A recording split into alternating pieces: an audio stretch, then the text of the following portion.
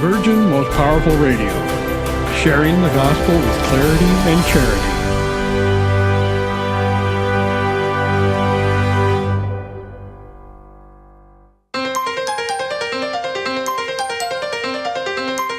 And now, Virgin Most Powerful Radio is pleased to present Hands-On Apologetics with renowned Catholic author and apologist, Gary Michuta.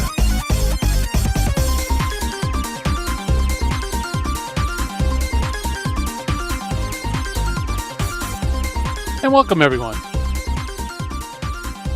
It's great to be with you. Yes, it's time for Apologetics. I'm Virgin Most Powerful's Apologetics Dojo. I'm Gary Michuta, and welcome to our program. Great to have you with us today. And we're going to talk about suffering. You know, how is it that God could allow good people to suffer? You know, that's a very important problem. And we're going to have Master Apologist, Catholic Answers staff member, Karlo Broussard is going to rejoin us. He's coming into the dojo today to share with us, work through some of the, maybe you could say the emotional problems of the problem of suffering, the emotional aspects of it. And we're going to go through, and as we have been over the past few episodes with Carlos, we are going to talk about his book, Prepare the Way, Overcoming Obstacles to God, the Gospel, and the Church. Excellent book. So that's going to be fun. It's always great to have Karlo on the program. High energy guy, and like I said, he reminds me of a Lamborghini. You know, it's beautiful and smooth and seems very simple and elegant on the outside, but man, when you pop open the trunk of his, pop open the engine compartment, right? It's just high precision machinery there. Really great stuff. So he's going to come on the show. We're also going to go through our Finding the Fallacy, where we go through, our usual role of informal, logical problems. And today's Finding the Fallacy, by the way, is the fallacy of cherry picking. And also, each episode we talk about an early church father, so we can get introduced to, these early church fathers, who they are, what they wrote, why they're important.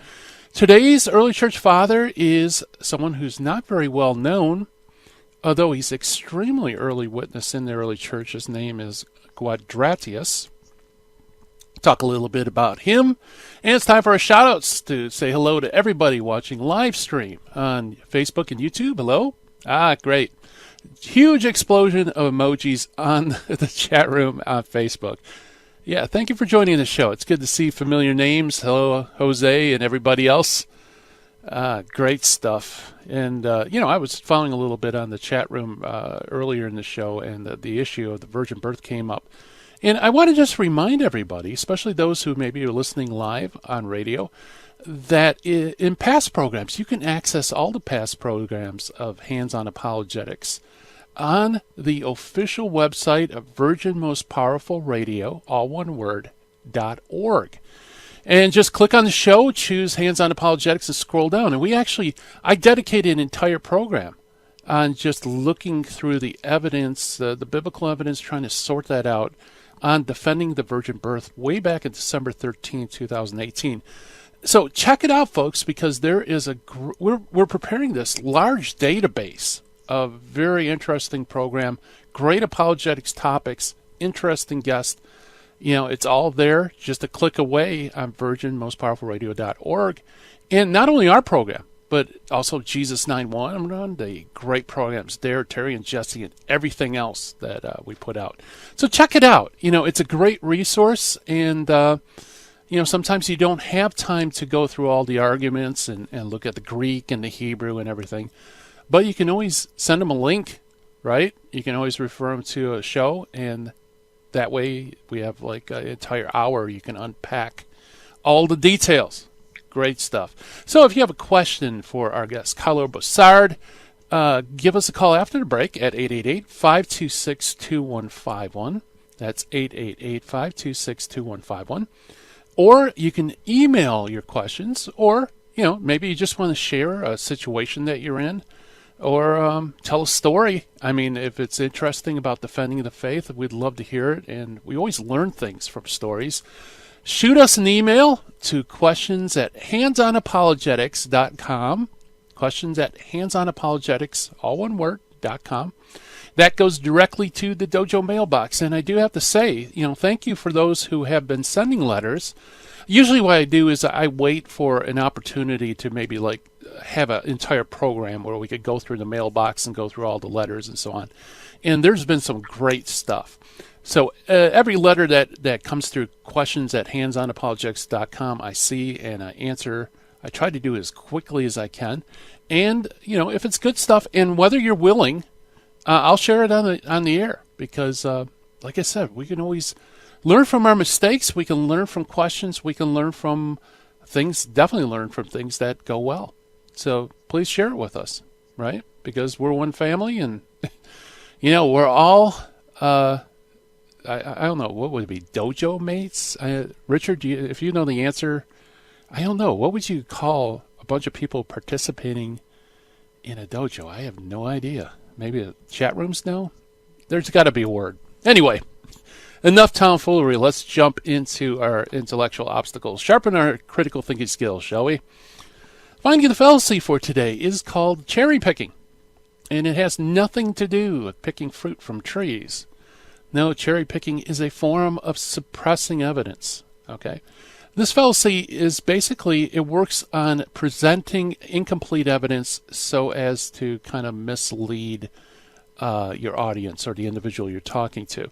And what it does is cherry picking picks out the evidence that supports your claims while at the same time ignoring or dismissing a larger portion or a significant portion of related cases or evidence that contradict the position.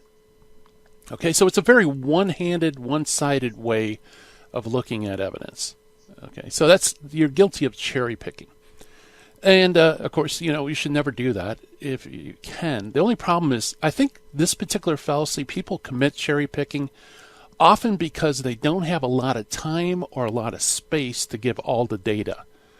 And so they feel they have to summarize. And, of course, they're going to summarize by picking all the things that support their position, which is not good. At least you should give a hat tip to the fact that there could be evidence that speak contrary, or, address it if you can. But I think, by and large, I think this fallacy is committed simply because of lack of space or lack of time. Personally, it happens a lot on the web. It happens a lot in chat rooms. It happens a lot if you're in a short discussion with someone. Maybe you only have a few minutes to discuss. Of course, you want to lay out some evidence for your position. You don't have time to go through all the counter evidence. But in books, when you're writing a book, you really should at least mention counter evidence and address it. And by doing that, you avoid cherry picking. All right, folks, so that's our finding the fallacy for today, the cherry picking fallacy. And by the way, once you detect somebody's cherry picking, what you have to do is just point out, well, you know what, there are a significant portion of related data or cases that contradict that, and maybe give a few representative sources. That's how you basically debunk this finding the fallacy. All right, well, let's move on to meet the early church father today. And like I said, our early church father, someone that I think even Catholics who are familiar with the early church may never have run across. His name is Quadratius. Okay, he flourished sometime around AD 125. So he's a very, very early church father. And he's also one of those early church fathers that are so early that we have basically no information about him. What we have about him is what is recorded by a very early church historian named Eusebius. So in this program, if you've listened to these segments, Eusebius has, he quotes a lot from ancient sources that eventually they get lost. So he's our only link to them. And he says, when Trajan had reigned for 19.5 years, Aurelius Hadrian succeeded to his sovereignty. It was to him that Quadratius addressed the treatise comprising an apology for our religion, because some wicked men had attempted to trouble us. It is still extant and in many hands of many of the brethren, and in fact we ourselves have a copy, for it can be seen the clear proof of his intellect and his apostolic orthodoxy. Now, Hadrian reigned roughly around AD 117 to 138. So we know that this apology was appended to him sometime within that time span. He's a native of Asia Minor. And he also was a very early church father. In fact, you could probably consider him almost an apostolic father because of the early date in which he wrote. And all we have of his writings is a single quote from Eusebius. So let's see, we got about a minute and a half before the break. Why don't we try to squeeze that quote in, shall we? And that will be the entire known work of this early church father. Eusebius says, Quadratius himself reveals the early date in which he lived when he relates the following, which is in his own words. Quote, okay, so now he's quoting him. The works of our Savior are ever present, for they were true. Those who were cured and those who were raised from the dead were seen not only by while being cured or while being raised, they were ever present, not only while the Savior dwelt among us, but also for a considerable time after he had departed. In fact, some of them have survived to our own time. Very interesting quote, folks, because this is a witness to the fact that of the historicity of Jesus' healings, and that the people who were healed or even raised from the dead were still alive and could be interviewed, and consulted even during the time of Quadratius, as he claims. So it's very interesting, very important piece of evidence, and that is our early church father for today. Coming up on the other side of the break, we're going to talk to Master Apologist Karlo Broussard about suffering. Stay tuned, everybody.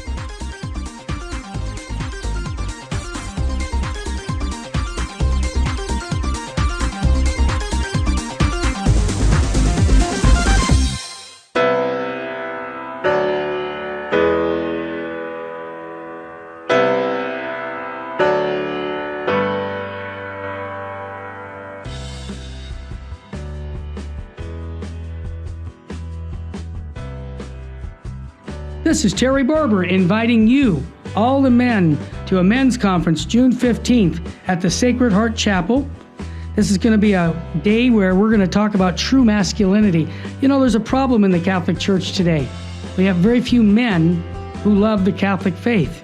And I know a lot of the wives that I'm listening to right now saying, I want my husband to be on fire for the faith. Send him to the men's conference. Your son, send him to the men's conference by going to virginmostpowerfulradio.org or call 877-526-2151. That's June 15th. When your husband comes back from this conference, or your son, they're going to have a different view about their Catholic faith, because they're going to meet three men who love Jesus and his bride, the church, and are going to instill in them a love for Christ and his church, the Eucharist, Our Lady.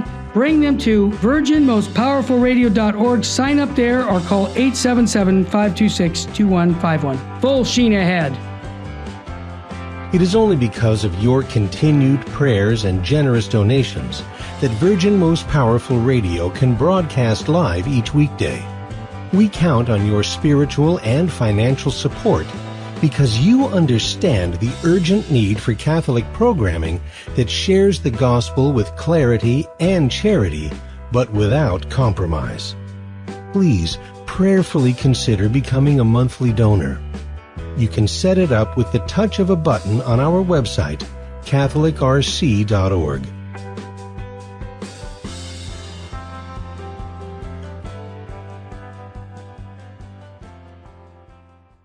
Buying or selling your home or your business property? This is Terry Barber. Real Estate for Life underwrites the Terry and Jesse Show, and they can connect you to one of 900 pro-life real estate agents around the world. And when they receive their referral fee, they will give 80% of it to a pro-life organization.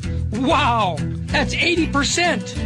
realestateforlife.org, 877-LIFE-US1. Now, back to Hands-on Apologetics with Gary Machuda. If you'd like to join the conversation, call 888-526-2151. Here's Gary. And welcome back, everybody. Well, we're going to dive into, I think, could be a very thorny and deep issue, is suffering. How do we understand suffering? Is suffering, could it be an argument against the existence of God? How can Christians shine some light on the problem of suffering? Well, we have Master Apologist Karlo Broussard, who's going to share with us shine his own light on the issue. Karlo is a native of Crowley, Louisiana. Karlo's also, for more than a decade, traveled the country teaching apologetics, Bible studies, theology, philosophy. He's written several articles, not only for Catholic Answers magazine, but also for Catholic Answers Live. He's an active blogger on Catholic.com.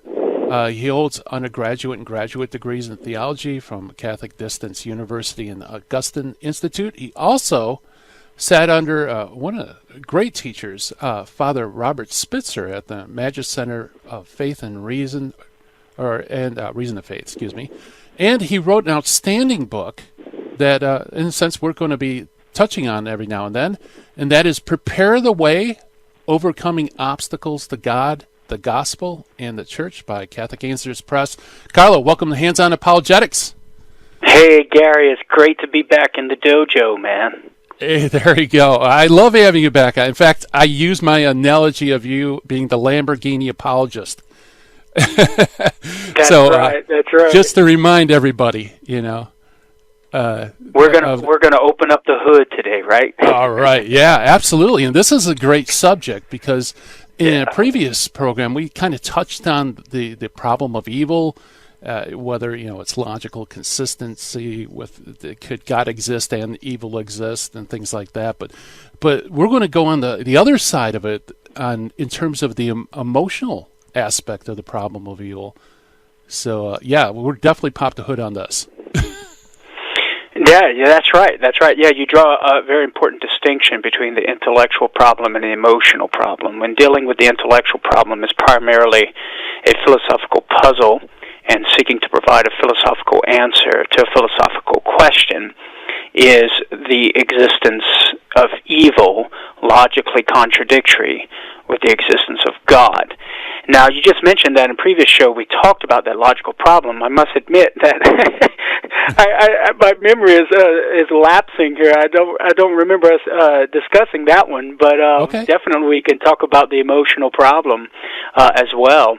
But that logical problem, yes, is very in-depth, does require sort of some philosophical analysis, but it's important to draw the distinction because the philosophical answer can seem cold and abstract to those who are experiencing an emotional problem, where they're just simply maybe angry with God and looking for purpose and meaning in the midst of the suffering, rather than being entrapped with the death grip of despair and depression, right? So it's not like they're trying to solve the philosophical puzzle.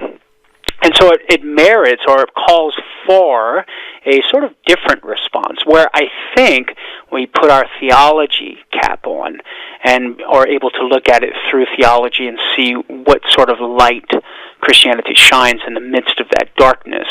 And of course, philosophy is involved in that as well, but we're appealing to divine revelation as well in order to deal with the emotional problem. So, with the problem of evil, it's sort of this interweaving tapestry of both philosophy and theology, and trying to provide some answers to the problem and shine some light in the darkness and the mystery of the problem of evil, because it is a mystery, and in no way do we as Christians claim to be able to dispel the light entirely, but we can shine some light in order that individuals and people who are experiencing suffering in their own lives, which we all do to some degree, can get through the darkness and bear the darkness. Yeah, it's a mystery not only in terms of philosophy, because you can only go so far, to show that there's no incoherence between a good God existing and evil. But it's also a mystery in terms of positive revelation, because Scripture itself refers to the mystery of iniquity. And that's right. It also shows that even with divine revelation, there's still a lot of unanswered questions. That's right.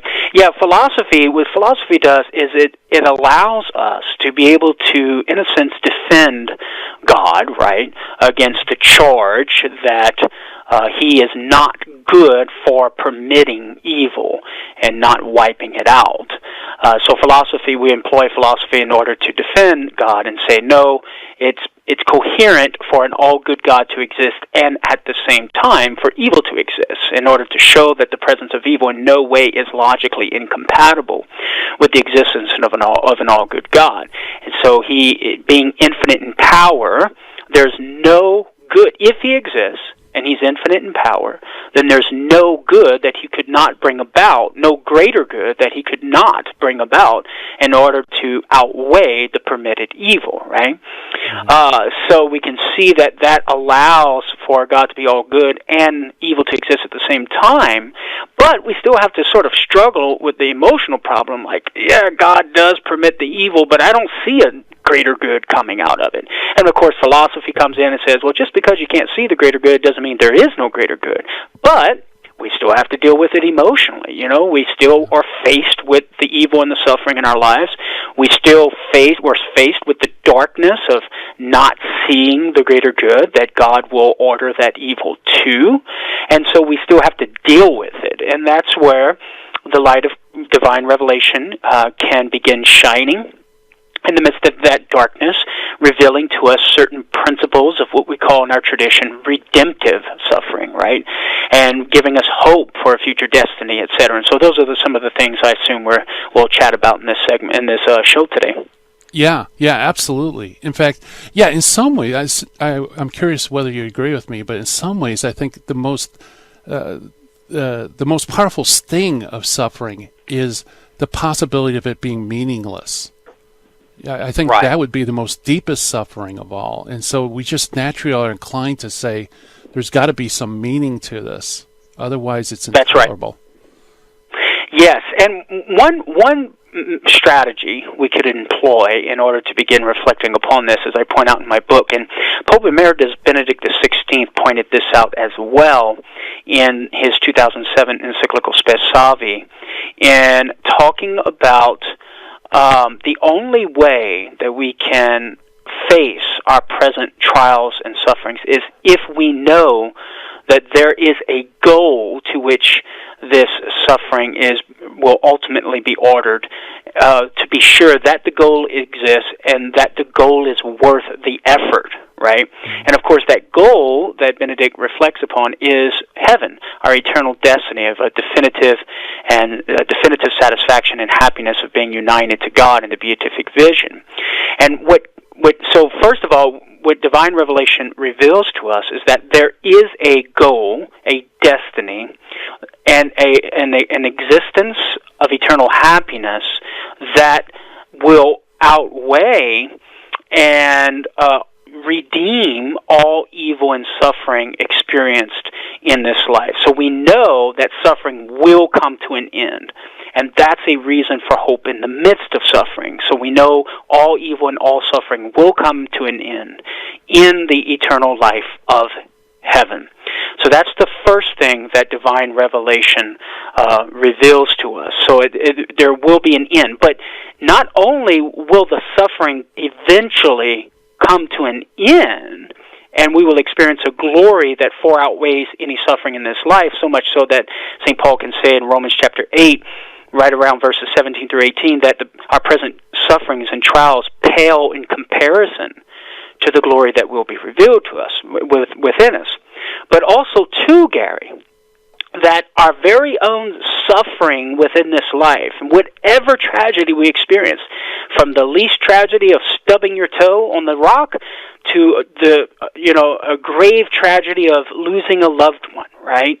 Or whatever that may be, that our tragedies and sufferings that we experience in this life can actually be the very means by which we attain our eternal end of union with God, namely salvation. And this is what we call redemptive suffering. So just like Jesus, who died on the cross to bring about salvation for the world, when we unite our sufferings with Christ and we suffer with Him, our suffering can be used by God, transformed as a very power, the means by which I can attain my eternal reward of heaven. So, for example, St. Paul writes in Romans 8:17, if only we suffer with him, so that we may also be glorified with him. So in suffering with Christ, it can contribute to our own salvation. And it does so in several ways, and I point this out in my book. Suffering can preserve us from certain things that keep us out of heaven, such as self-centeredness. So suffering can open us up for love in a variety of ways. Secondly, it can produce within us a character that is fitting for heaven. St. Paul writes about this in Romans 5, that suffering produces endurance, which produces character, which produces hope, right? And then, like, for example, James 1, 2 through 4, through our various trials, there is a testing of our faith to produce steadfastness, in order that the steadfastness may have its full effect, so that we can be perfect and complete, lacking in nothing. So we see that suffering can actually produce a character within us that's fitting for heaven. And of course, suffering can widen our capacity for love, because it creates needs in others that calls for us to meet those needs in others and to love them and to serve them. We see this in Matthew chapter 25, where Jesus is talking about performing the corporal works of mercy, feeding the hungry, giving drink to the thirsty, right? But also, too, suffering opens us up to receive love, because it creates needs within us that others can meet as well. And then finally, I think this idea of suffering allowing us to obtain our eternal reward, St. Paul instructs us in Romans 12:1 that we should offer our bodies up as living sacrifices, holy and pleasing to God, which is our true and proper worship. So by offering our sufferings up to God, it becomes an act of worship, which in turn is an act of love, of course, which in turn contributes to us achieving our eternal reward of heaven. So this is the light that Christian revelation shines upon how suffering can be used when united to God as the very means by which we achieve eternal salvation. So I like to say, Gary, that in a symphony or in a music score, you might have a discordant note that's outside of the score. But what God does is take that discordant note and he creates a whole new symphony, to where that which was a consequence of sin, so suffering being a consequence of sin from the very beginning of Adam and Eve, suffering can become the very means by which I overcome sin and attain union with God. Very good. Well, we're coming up on the break. Karlo, how about on the other side of the break? Why don't we take each of those points and let's unpack them a little bit? Sure, indeed. That was a great list. All right, so we're talking with Karlo Broussard about suffering, the emotional problem of suffering. And it's going to be a great discussion, folks. You don't want to miss it. You're listening to Hands-On Apologetics. Stay tuned for more.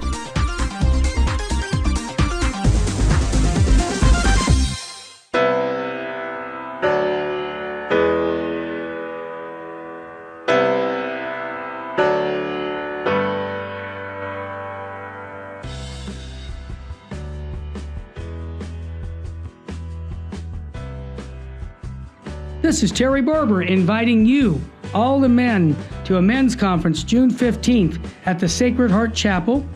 This is going to be a day where we're going to talk about true masculinity. There's a problem in the Catholic Church today.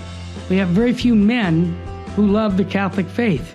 And I know a lot of the wives that I'm listening to right now saying, I want my husband to be on fire for the faith. Send him to the men's conference. Your son, send him to the men's conference by going to virginmostpowerfulradio.org or call 877-526-2151. That's June 15th. When your husband comes back from this conference, or your son, they're going to have a different view about their Catholic faith, because they're going to meet three men who love Jesus and his bride, the church, and are going to instill in them a love for Christ and his church, the Eucharist, Our Lady.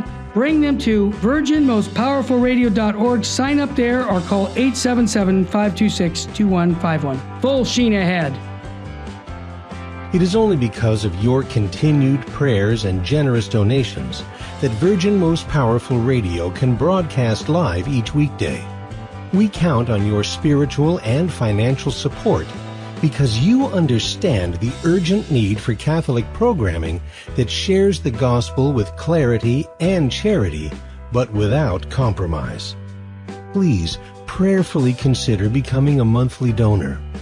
You can set it up with the touch of a button on our website, catholicrc.org.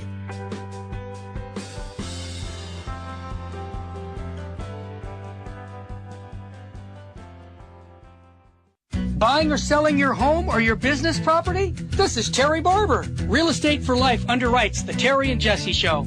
And they can connect you to one of 900 pro-life real estate agents around the world. And when they receive their referral fee, they will give 80% of it to a pro-life organization.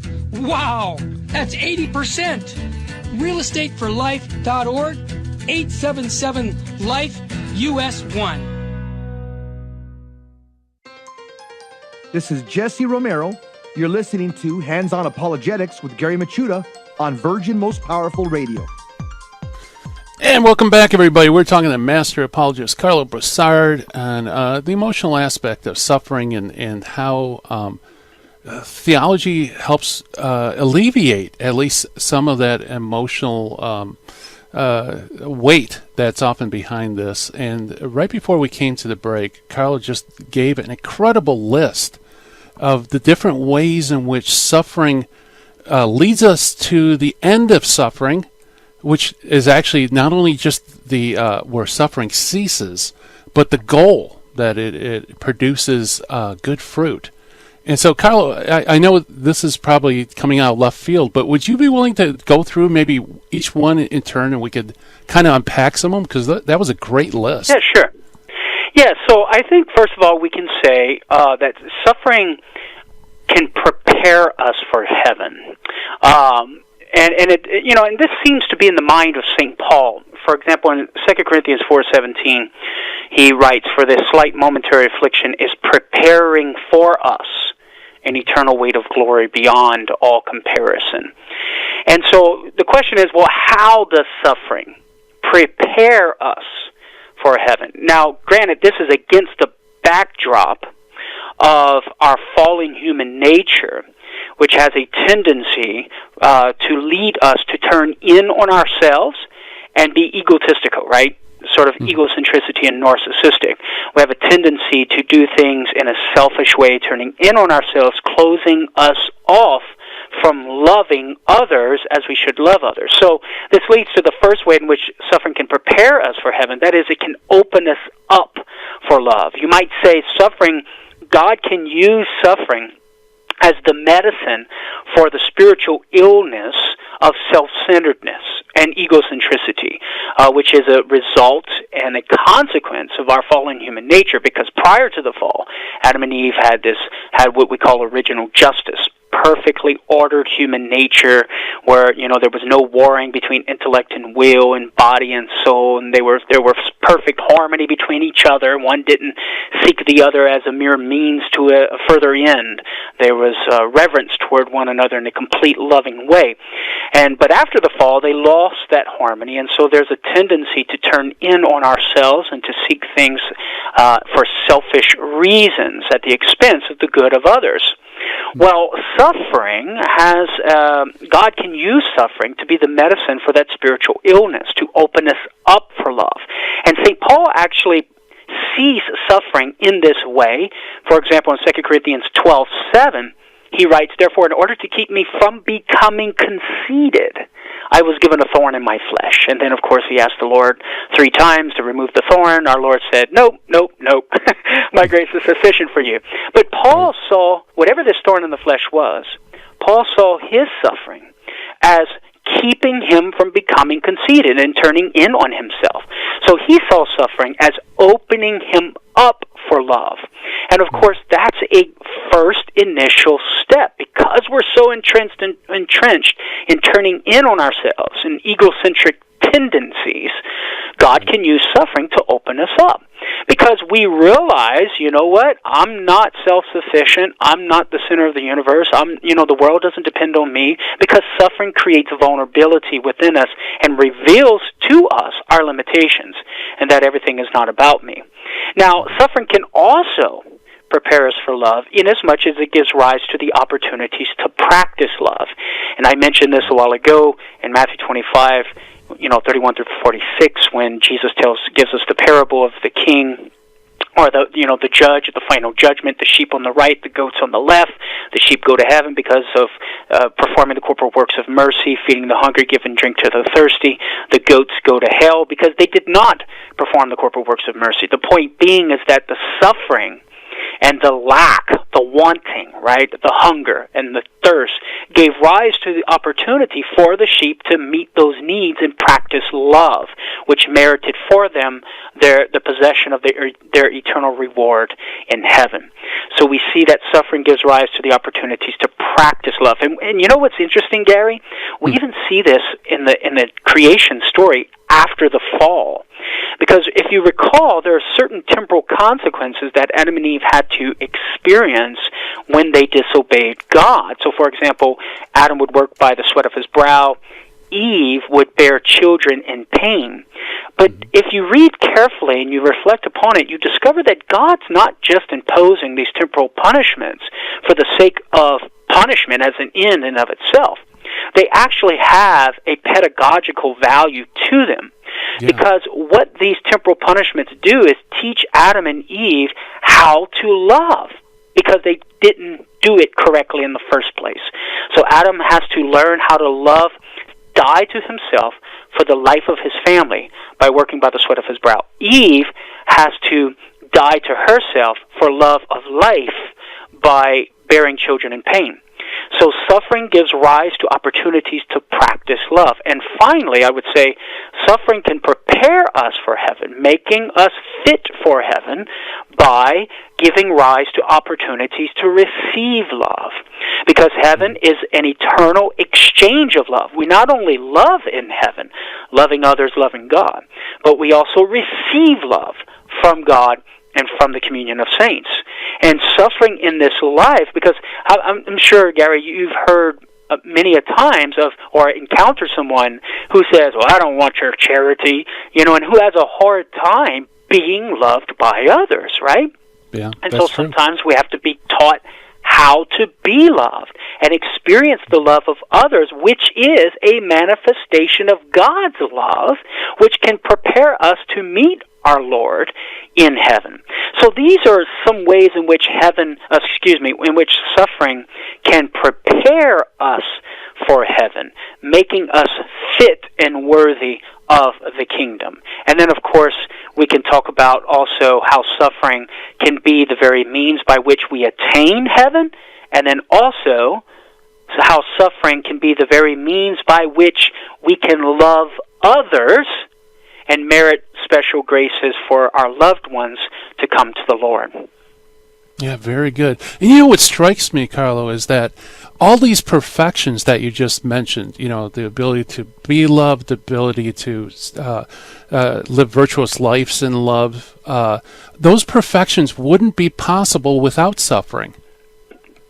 Right. The suffering creates the opportunities for us to exercise these loves.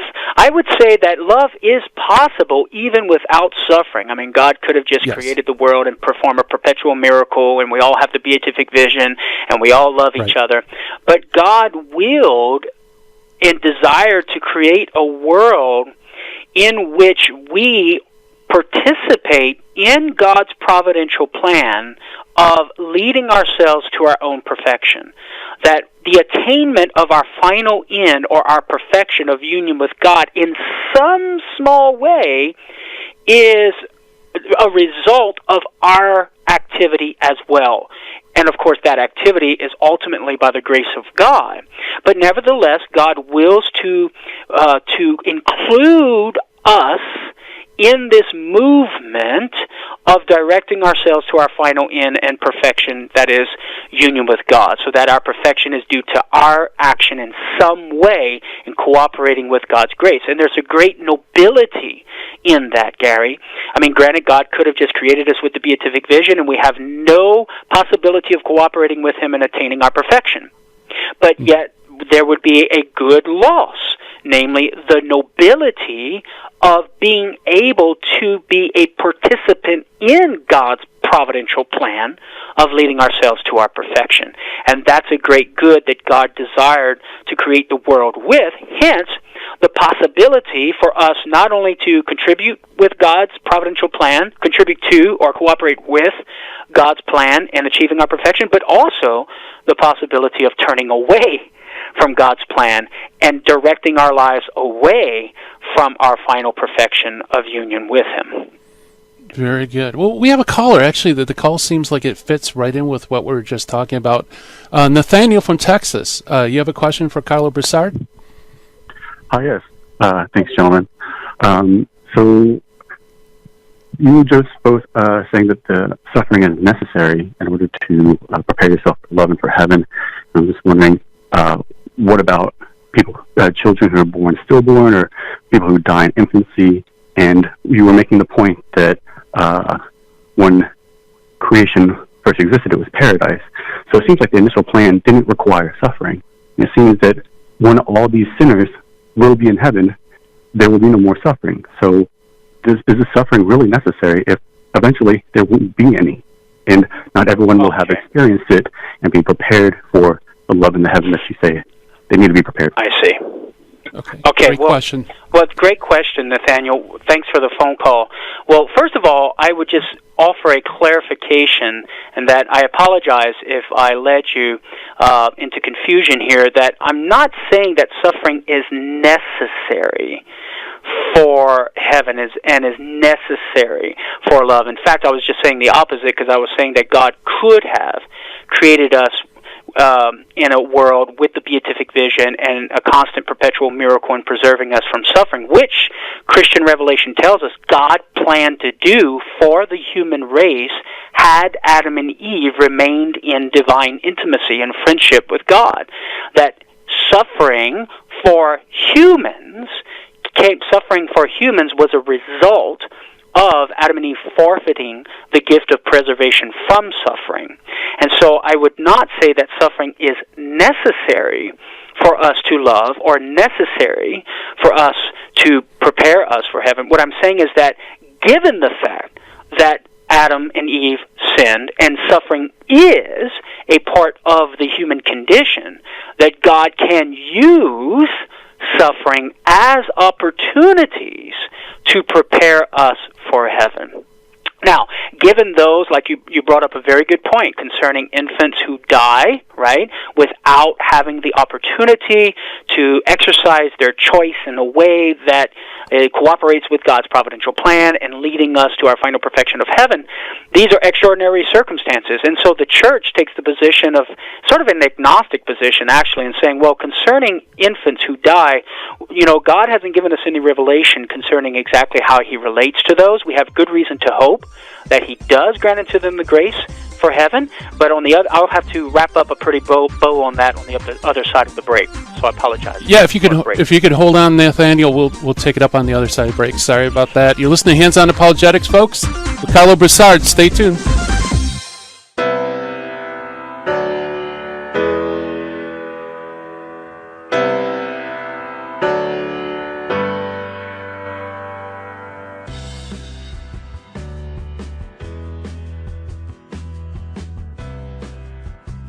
This is Terry Barber inviting you, all the men, to a men's conference June 15th at the Sacred Heart Chapel. This is going to be a day where we're going to talk about true masculinity. There's a problem in the Catholic Church today. We have very few men who love the Catholic faith. And I know a lot of the wives that I'm listening to right now saying, I want my husband to be on fire for the faith. Send him to the men's conference. Your son, send him to the men's conference by going to virginmostpowerfulradio.org or call 877-526-2151. That's June 15th. When your husband comes back from this conference, or your son, they're going to have a different view about their Catholic faith, because they're going to meet three men who love Jesus and His bride, the church, and are going to instill in them a love for Christ and His church, the Eucharist, Our Lady. Bring them to virginmostpowerfulradio.org. Sign up there or call 877-526-2151. Full sheen ahead. It is only because of your continued prayers and generous donations that Virgin Most Powerful Radio can broadcast live each weekday. We count on your spiritual and financial support because you understand the urgent need for Catholic programming that shares the gospel with clarity and charity, but without compromise. Please prayerfully consider becoming a monthly donor. You can set it up with the touch of a button on our website, catholicrc.org.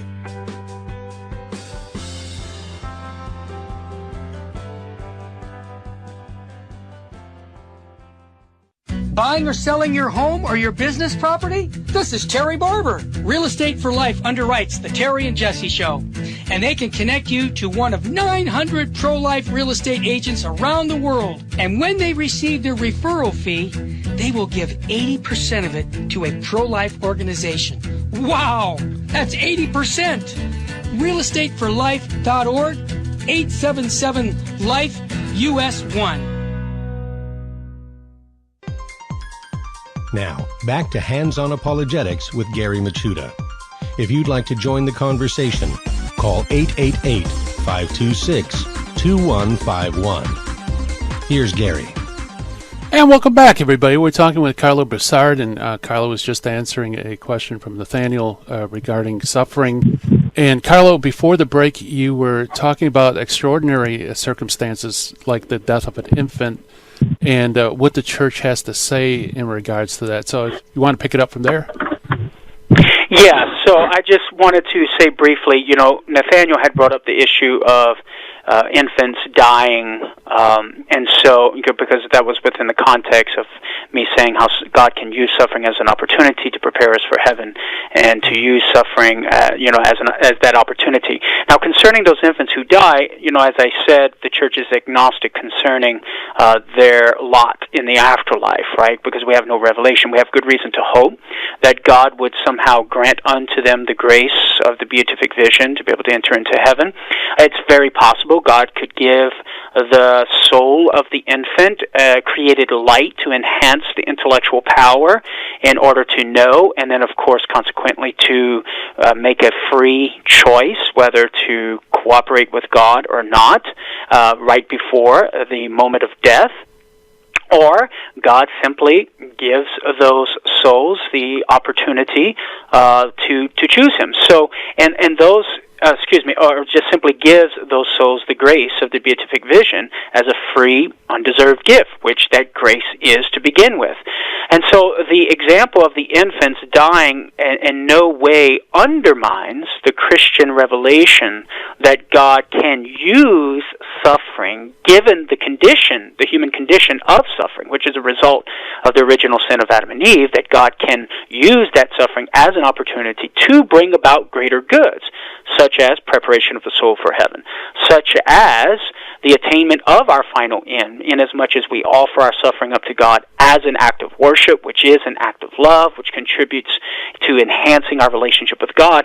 And then, of course, one thing I didn't talk about yet is how that suffering can be offered up to God as an act of prayer, and therefore an act of love for others, which can bring forth an outpouring of extra supernatural help for our loved ones to enlighten their minds to the truth and to order their wills to the good. So that's what I would say in regard to the infants. And, of course, as I was mentioning before the break, Nathaniel had misunderstood me in thinking that suffering was necessary for love. And I simply clarified in saying, no, given our condition that we are or do experience suffering as a result of the fall of Adam and Eve, God can use that suffering as an opportunity to bring about a greater good. And so that's what. So I don't know if Nathaniel's still on the phone there. Yeah, Nathaniel, do you have a follow-up question? Yes, I'll try to make it brief, thank you. So I believe that the topic of this hour is the necessity of suffering. Is that correct, or did I misunderstand that? I'm not saying that I'm not saying that suffering is an absolute necessity. I'm saying that it is part of our fallen world, given the original sin, and God, and that existence of suffering and evil is not incompatible with an all-good God.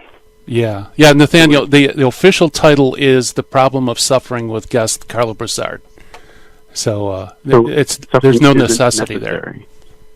So suffering isn't necessary in this world at all. We could have had a world with a beatific vision. We could have had everyone just created in heaven. So unnecessary suffering is at the feet of the God who engineered the suffering that was unnecessary. Okay. All right. I see what you're saying. Okay. So it all goes back to, you brought up a very good point. Namely, God could have created a world, everybody has the beatific vision, and a perpetual miracle of preserving all from suffering. And God, according to Christian revelation, did intend. He didn't create Adam and Eve with the beatific vision. He still left open the possibility of moral evil.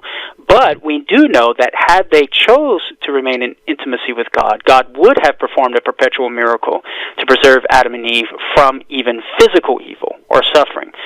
And that's a pure gift. God wasn't bound by his all-good nature to give that gift to the human race, because inasmuch as he creates the human beings as material beings, right, with the bodies, they're naturally subject to corruption and decay. So it's just a part and parcel of the material world. But God did promise to preserve human race free from that physical evil, but because they forfeited that gift was lost. And so God, given that condition of the human race, can use the physical evil as opportunities to bring about greater goods. But I think it fundamentally boils down to, Nathaniel, of why God didn't create Adam and Eve nor creates us with the beatific vision, but that gives us the opportunity to participate with his providential plan in leading us to our own perfection. And as I mentioned earlier, Nathaniel, I think a great good would be lost if God had created us without the possibility to cooperate with him in achieving our perfection. And that great good being the nobility of being able to be real causes of the effect of our final perfection in cooperation with God. So it boils down fundamentally to that, whether we're going to have the opportunity to say no to him or not. And I think a great good would be lost if he would have just given us the reward without any effort on our part. Yeah, very good. Nathaniel, I got to let you go, but great questions. Thank you for calling in. Thank you. All right. Karlo, before we jump to another very important point about suffering being prayer, I think there's also a kind of equivocation that he was using with the word necessity. You could take necessity as something that cannot be otherwise, or you could use something unnecessary would be superfluous, doesn't have meaning. And so it's necessary because it's meaningful. Right. And yet, what Christian revelation does reveal to us is that suffering is meaningful. If God exists and he's all good, then there is no useless suffering. Because philosophically we know that he will bring about a greater good, even though we can't see it. And even through divine revelation, we know that he will bring about a greater good, that ultimate good being heaven, if we unite our suffering with him, right?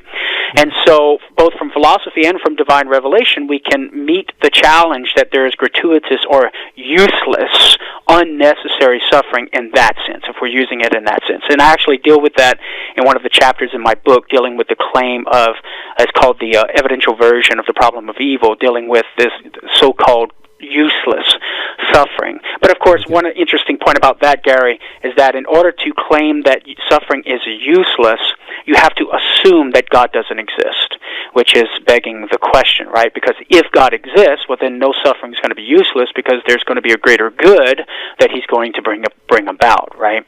Now, if we're talking about absolute necessity, then of course, as I mentioned, suffering is not absolutely necessary. Once again, given our human condition of suffering, God can use it as a means to bring about a greater good. Very good. And like you were saying before, that God allows these sufferings to happen in order to bring about certain perfections that otherwise couldn't have. And in a sense, all suffering has meaning, and you were speaking about how suffering can be worship, can be prayer. You want to talk about that for a few minutes? Yes, it can be worship to God in the sense that we offer our sufferings up to God as an act of worship. I mentioned this earlier. St. Paul writes in Romans 12:1 to offer our bodies as a living sacrifice, holy and pleasing to God, which is our true and proper worship. So that's with regard to expressing love for God. And this is how suffering can contribute to our own salvation, right? Now, suffering can also be an act of love for others, inasmuch as we offer it up to God as a form of intercessory prayer for others. And this, of course, is modeling Jesus' suffering. Jesus viewed his own suffering and death on the cross as an act of intercession, right, in order to redeem the human race and to win for us the grace of salvation for us to go to heaven. But in imitation of Jesus, who is our example, we can offer our own sufferings up to God as an act of intercession for the salvation of others. St. Paul views his own suffering like this. In 2 Corinthians 1:6, he says, if we were afflicted, it's for your comfort and salvation. In Colossians 1:24, St. Paul says, I rejoice in my sufferings for you, and I fill up in my flesh what is still lacking in regard to Christ's afflictions, for the sake of his body, which is the church. Now, Paul is not saying Christ's death on the cross is insufficient for the redemption of the world on an objective level. What he is saying is that through his suffering, he fills up what is lacking in Christ's afflictions, that is, on the subjective level, the application of those graces to each and every individual soul. Paul views his own suffering as contributing to the application of those graces for the body of Christ, which is the church. So Paul views his own suffering as an act of love for others, an act of intercession that can merit the application for individuals the graces that Christ won on the cross and on an objective level. So this is the light that Christianity shines. So for the listeners out there, you have your son or your daughter who has left the faith. You have a loved one who is not in union with God. Well, you can offer your sufferings up to God in order for God to administer special graces upon those loved ones to enlighten the mind, to come to know the truth, and to nudge the will, so to speak, to move the will in a way that sort of puts it in the direction of the good, and so that they're more likely to choose the good and order their lives to God. And so this is how suffering can be a means of loving our neighbor as Christ loves us. Beautiful. See, this is why I love having you in the dojo. You definitely popped the hood and showed us all that high-precision machinery under your arguments. Karlo, how can people get a hold of your work? Well, they can follow me at Catholic.com, but they can also check out my website, KarloBroussard.com. So all of the stuff that I publish for Catholic Answers at Catholic.com is in one location at KarloBroussard.com. And then if they want to ever bring me out to speak at their event, they can check out CatholicAnswersSpeakers.com. Very good. Well, thank you so much for coming on. I appreciate it. Hey, thank you, Gary. God bless you, my friend. You too. And it was Master Apologist Karlo Broussard. Love having him in the dojo. And the fun continues tomorrow. We are going to have Mathema. Yes, no, this is not Johnny Sacco or Godzilla versus Rodan. Mathema is a YouTuber who does some excellent work, and we're going to talk about answering common atheistic objections. And then Friday, returning to the dojo, Dr. Brian Bradford. He's going to talk. He's expert on Islam. He's going to discuss Jesus in the Quran. So it's good for us to understand, like, how Muslims, how the Quran views Jesus. And coming up next, the fun also continues with high-intensity talk radio, the dynamic duo of Virgin Most Powerful Radio, the show that started it all, the Terry and Jesse Show. Thank you so much for listening. I hope you enjoyed the program. And as always, it's time for me here to turn off the lights at the dojo and shut down the Midwest Command Center and bid you farewell. God bless everybody. Have a great day.